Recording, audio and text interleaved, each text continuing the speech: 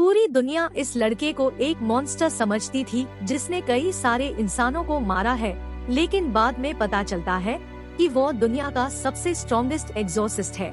2 साल पहले जापान में एक बहुत बड़ा डिजास्टर हुआ जहां कई लोगों की जानें गई और उन लोगों में रोकुरो के कुछ करीबी दोस्त भी थे जिसे सबसे पावरफुल एग्जॉर्सिस्ट कहा जाता था।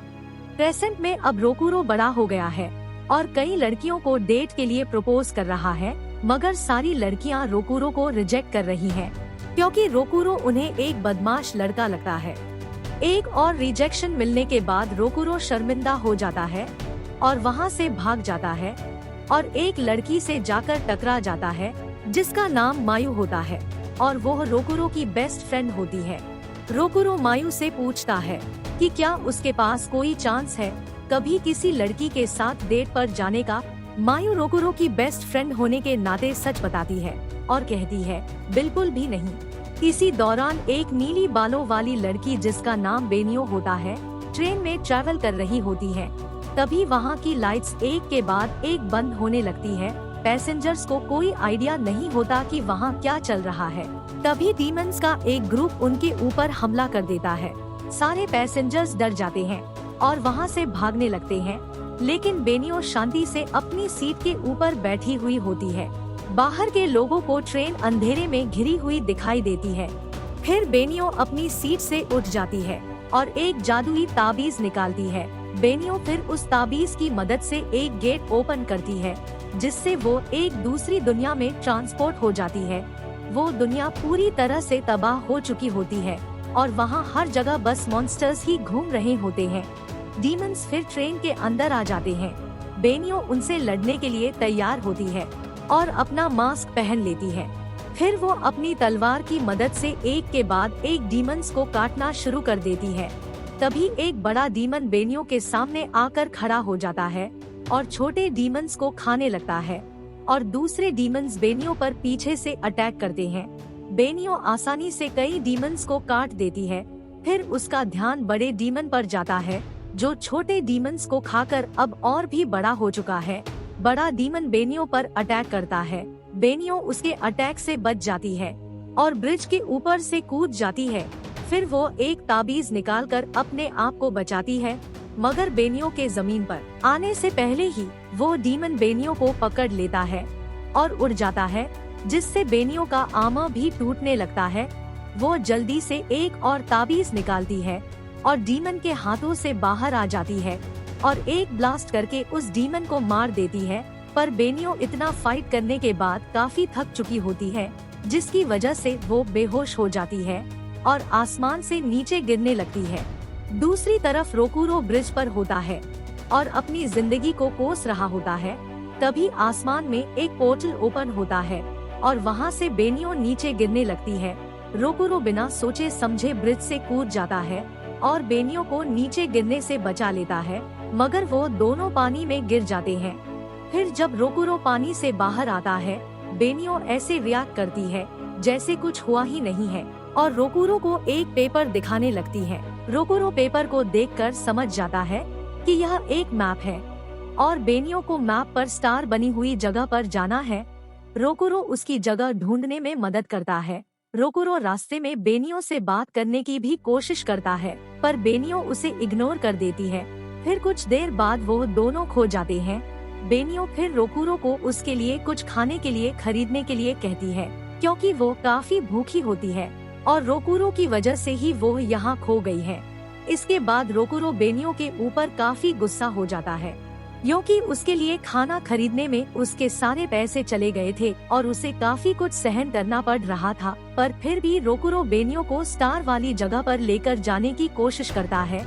रास्ते में उन्हें 2 बहन भाई भी दिखाई देते हैं जो खेल रहे होते हैं, पर तभी चारों तरफ अंधेरा हो जाता है। उन्हें चिल्लाने की आवाजें भी आती है और वो जब पीछे मुड़कर देखते हैं तो वो भाई बहन वहाँ से गायब हो चुके होते हैं। बेनियो जल्दी से एक पोर्टल खोलती है, जो देख रोकुरो समझ जाता है कि बेनियो एक एग्जॉर्सिस्ट है। फिर वो गेट के अंदर चले जाते हैं, मगर रोकुरो को उस दुनिया में जाते से ही 2 साल पहले वाली बातें याद आने लगती है। उन्हें वो दोनों भाई बहन भी मिल जाते हैं। बड़ा भाई जो कि घायल हो चुका होता है, अपनी छोटी बहन को मॉन्स्टर के आने से पहले वहां से भाग जाने को कहता है। मॉन्स्टर दोनों को खाने ही वाला होता है कि तभी बेनियो उस मॉन्स्टर को तलवार से काट देती है और दोनों को बचा लेती है। रोकुरो ये देख समझ जाता है कि बेनियो एक काफी स्ट्रॉन्ग एग्जॉर्सिस्ट है। बेनियो दोनों भाई बहन को देखने जाती है कि तभी जमीन हिलने लगती है और वहाँ से एक मॉन्स्टर बाहर आ जाता है। थोड़ी ही देर बाद उन्हें कई डीमंस चारों तरफ से घेर लेते हैं और उन डीमंस को केगारे कहा जाता है। यह सब देख रोकुरो के हाथ कांपने लगने हैं और उसे दोबारा 2 साल पहले की बातें याद आने लगती है। दूसरी तरफ बेनियो कई सारे ताबीज निकालती है और उन्हें खुद के ऊपर ही यूज करती है, जिससे उसकी स्पीड और स्ट्रेंथ बढ़ जाती है। फिर बेनियो अपनी तलवार उठाती है और अपना स्ट्रॉन्गेस्ट अटैक यूज करती है। बेनियो एक के बाद एक डीमंस को काटती जाती है। रोकुरो बेनियो को फाइट करते हुए देखता है और उसे यकीन नहीं होता है कि लड़कियां इतनी ज्यादा स्ट्रॉन्ग और इंडिपेंडेंट हो सकती हैं। कुछ ही देर बाद बेनियो सारे डीमंस को मार देती है और वो भाई बहन के पास चली जाती है। बेनियो बहन को कहती है कि तुम्हें फिक्र करने की कोई जरूरत नहीं है और एक ताबीज निकालती है। बेनियो उस ताबीज को लड़के के ऊपर रखती है और कुछ ही देर में वो हील हो जाता है। भाई बहन बेनियो को उनकी जान बचाने के लिए शुक्रिया कहते हैं। इसी दौरान रोकुरो भी वहाँ आ जाता है। वो बेनियो की स्ट्रेंथ और स्टेमिना की तारीफ करता है। बेनियो रोकुरो से कहती है कि तुम यहाँ क्या कर रहे हो। रोकुरो कहता है कि बेनियो के ताबीज की वजह से वो वहाँ आ गया है, पर वो लोग उस जगह से बाहर आए उससे पहले ही वहाँ की जमीन दोबारा से हिलने लगती है और इस बार एक विशाल स्पाइडर मॉन्स्टर वहाँ आ जाता है। बेनियो रोकुरो से दोनों बच्चों को सुरक्षित जगह पर लेकर जाने को कहती है और मॉन्स्टर को अकेले ही संभालने का कहती है। रोकुरो बच्चों को लेकर जल्दी वहाँ से जाने लगता है और दूसरी तरफ बेनियो उस मॉन्स्टर से लड़ने को तैयार होती है, पर जैसे ही वो स्पाइडर मॉन्स्टर के सिर पर अटैक करती है, उसका अटैक रिफ्लेक्ट हो जाता है और बेनियो जमीन पर गिर जाती है। रोकुरो बेनियो को देखने जाता है, पर बेनियो रोकुरो को दोनों बच्चों को लेकर वहाँ से जाने का कहती है और उसे पोर्टल ओपन करने के लिए एक ताबीज देती है।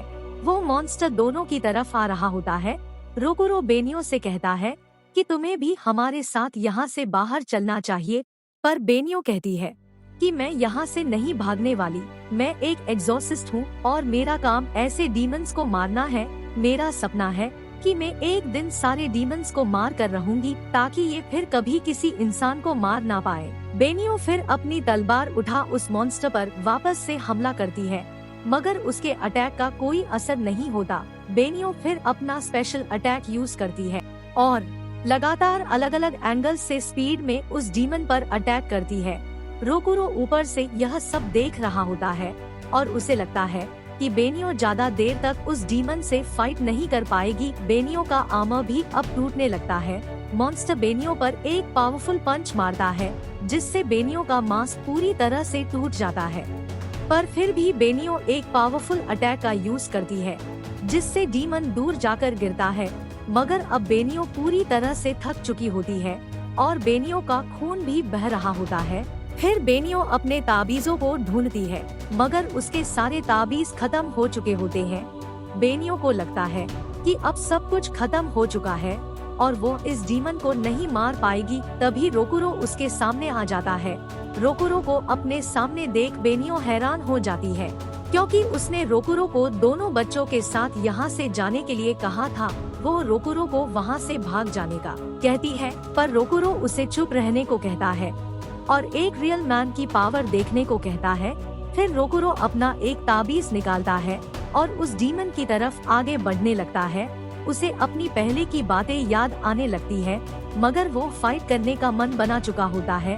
वो ताबीज अपने हाथ पर इस्तेमाल करता है, जिससे रोकुरो का हाथ चमकने लगता है और एक गॉन्टलेट में बदल जाता है। बेनियो को यकीन नहीं होता है कि रोकुरो एक एग्जॉर्सिस्ट है। फिर रोकुरो डीमन से फाइट करने के लिए तैयार हो जाता है और एक ही पंच में उस डीमन को मार देता है। बेनियो को यकीन नहीं होता कि इतना पावरफुल एग्जॉर्सिस्ट दुनिया में मौजूद है।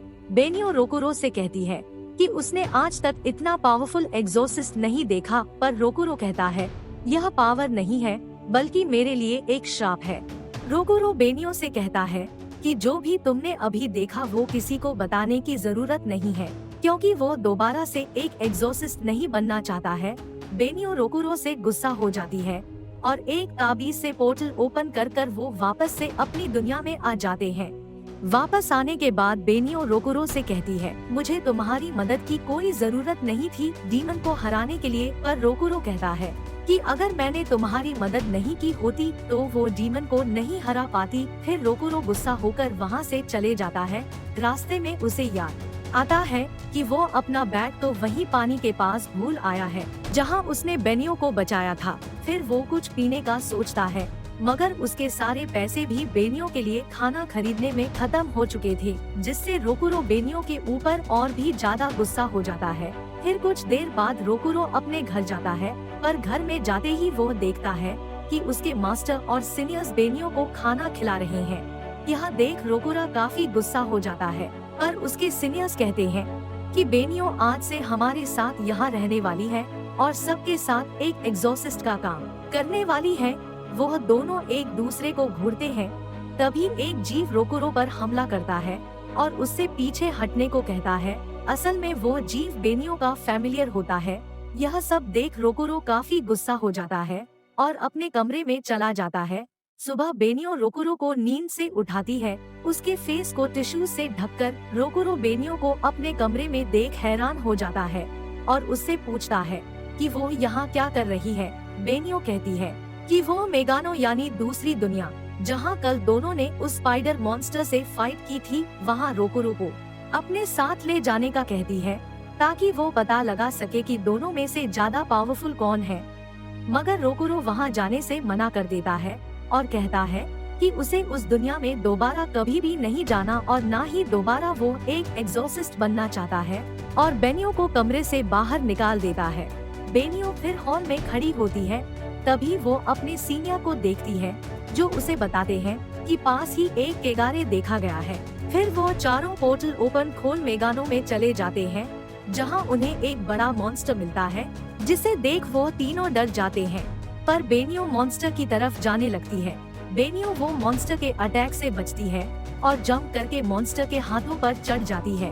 बेनियो उस मॉन्स्टर को अपनी तलवारों से मारने ही वाली होती है कि तभी मॉन्स्टर बेनियो पर अटैक कर देता है, पर बेनियो उस अटैक को रोक लेती है और मॉन्स्टर के हाथों को काट देती है। सीनियर्स बेनियो को फाइट करते हुए देख हैरान हो जाते हैं। बेनियो उस डीमन पर अटैक करती जाती है। फिर उसे याद आता है कि ये डीमन वो स्पाइडर डीमन से काफी कमजोर है, जिसे रोकुरो ने एक ही अटैक में मार दिया था। बेनियो याद करती है कि उसने अपने भाई से वादा किया था कि वो दुनिया की सबसे पावरफुल एग्जॉर्सिस्ट बनेगी, मगर रोकुरो की पावर्स देखने के बाद वो हैरान हो गई है। पर अब बेनियो और ज्यादा स्ट्रॉन्ग बनना चाहती है। फिर बेनियो अपने लास्ट अटैक से उस डीमन को मार देती है। इसके बाद वो लोग अपनी दुनिया में वापस आ जाते हैं। सीनियर बेनियो से पूछता है कि क्या रोकुरो ने सही में तुम्हारे सामने एक डीमन से फाइट की थी।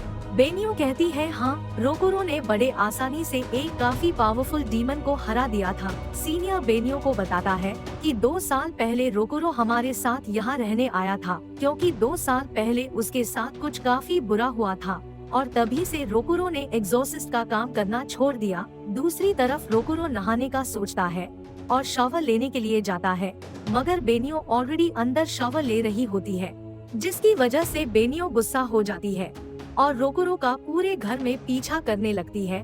फिर भागते हुए रोकुरो एक आदमी से टकराता है। उनके मास्टर बताते हैं कि वो आदमी सारे एग्जॉर्सिस्ट का हेड है, जिसका नाम अरिमा है।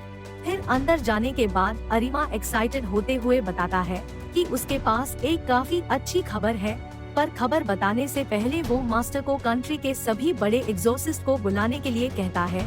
इसके बाद वो लोग और उनके मास्टर अरिमा की बताई हुई जगह यानी एक श्राइन पर पहुंच जाते हैं।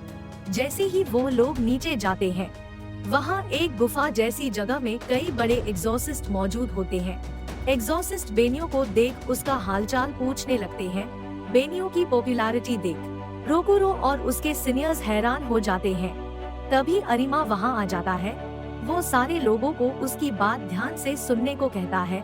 अरिमा बताता है कि उसने एक भविष्यवाणी सुनी है जिसके हिसाब से केगारे और इंसानों के बीच की सालों पुरानी जंग अब खत्म होने वाली है और केगारे यानी डीमंस मारे जाने वाले हैं और उन सभी डीमंस को जो मारेगा उसका नाम मीको होगा। वो दुनिया में सबसे पावरफुल एग्जॉर्सिस्ट होगा और सभी डीमंस को मार के सारी दुनिया में शांति लाएगा। अरिमा की बातें सुन सारे लोग खुश हो जाते हैं और पूछने लगते हैं कि आखिर वो पावरफुल एग्जॉर्सिस्ट कौन है।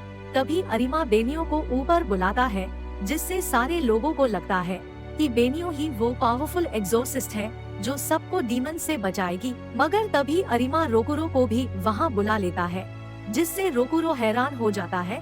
रोकुरो अरिमा से कहता है कि उसे कोई गलतफहमी हुई है, उसे तो कोई एग्जॉर्सिस्ट भी नहीं बनना है, तो भला वो दुनिया का सबसे पावरफुल एग्जॉर्सिस्ट कैसे हो सकता है।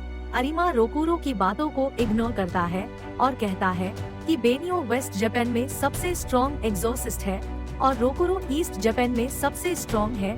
सारे लोग रोकुरो को वहाँ देख हैरान हो जाते हैं क्योंकि किसी ने भी कभी रोकुरो का नाम नहीं सुना होता है और कोई नहीं जानता कि रोकुरो कितना स्ट्रॉन्ग है। अरिमा सबको चुप कराता है और कहता है ये दोनों अभी यहाँ हम सबके सामने फाइट करने वाले हैं और हमें अपनी पावर्स दिखाने वाले हैं।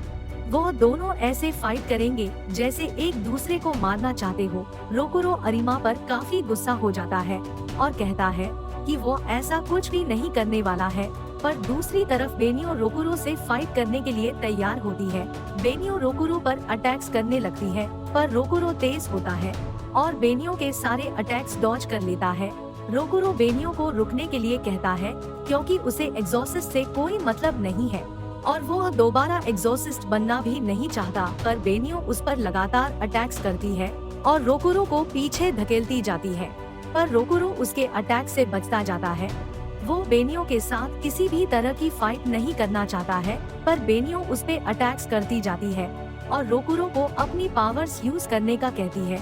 सब लोगों को लगता है कि रोकुरो के पास कोई पावर्स नहीं है और वो एक कमजोर एग्जॉर्सिस्ट है।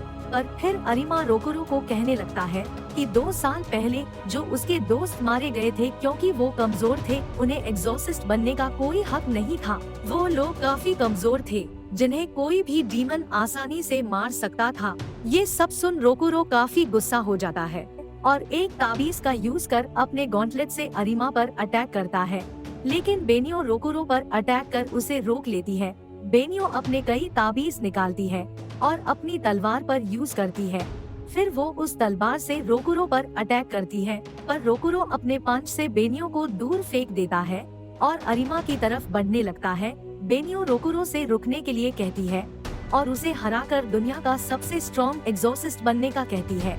रोकुरो उससे चुप रहने का कहता है पर बेनियो बोलती जाती है जिससे वो गुस्सा हो जाता है और कई फायरबॉल्स से बेनियो पर अटैक करता है।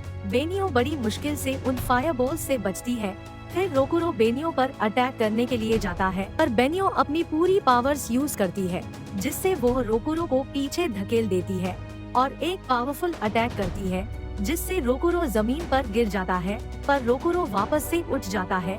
लेकिन बेनियो रोकुरो पर लगातार तेज स्पीड में अटैक्स करती जाती है जिसे वो देख भी नहीं पाता। फिर रोकुरो जमीन पर पंच मारता है जिससे हर जगह धूल ही धूल हो जाती है, जिसका फायदा उठा बेनियो रोकुरो पर अटैक करती है।